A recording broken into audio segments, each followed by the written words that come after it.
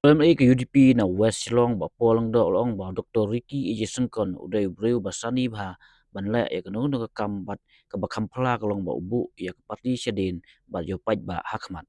habkran mentaka singi ba Pol pa ujing du ka ba kraw ya ka jing klat sendet no Dr. Ricky Ije Syngkon nama ba wat lau don kendet por kum MP ha parlimen ndai wa kren sibun kimat kijura jo gejaj penriu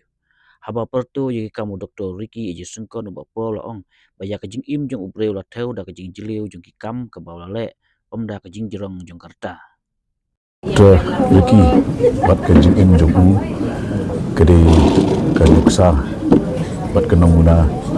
ya ki nongilam baro bat ha jing klat ka jong u hoi ni ledu ya ureu perkat nongilam ubawat man syakri bat om man syakri te nasgo ba kejing duk kurang kaba kraw shisha kam tam raja indriyo kaba keduk di nongilam dan the leadership crisis hakani ka pateng kejongi te aku wipat kalian nasmo kejing im kejong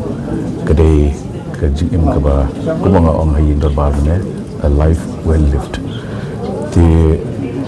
nangek ba kani kejing im kejong kan persat mensim yang ini badang dan bagi bersang buat bu berbor ya kebit kebiang kejong kebun balang jong beduk bersitong jong pait lang jong kari buat ba kekam kejongi kalong ba min ai ya kebabatam jam berkemi nanti ayu ninyo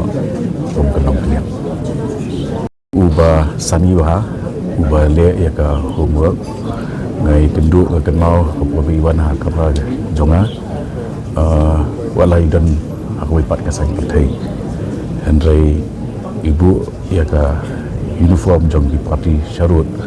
bat ya ka interest jong Paidbah Hakhmat chua tinggi lai kran ibu ki ka jing kenduk bat ngasngau ni rong ba dan bak ru ba ka jing lek jong i sha Lok Sabha wata kalong tangkan dia por Andre lai shembanta haki debates jongka parliament wat ulapan wow sya partai ru ya ka iki concerns but ki mat ki jura ki bakata ya ka state ki jongi bat kam tam ya ri jongi ti ulale ba ya la ka kamram kumbang ong ngai jupat kamau ya ka tu ka jingong ba ya kejing jeliu jong kejing im jong briu la thau na ka ba kumno ka ta ye ki wei kumno ka impact ye ki wei kata ka de ka jing thau ni thau ye kejing im om da kejing jong jong ka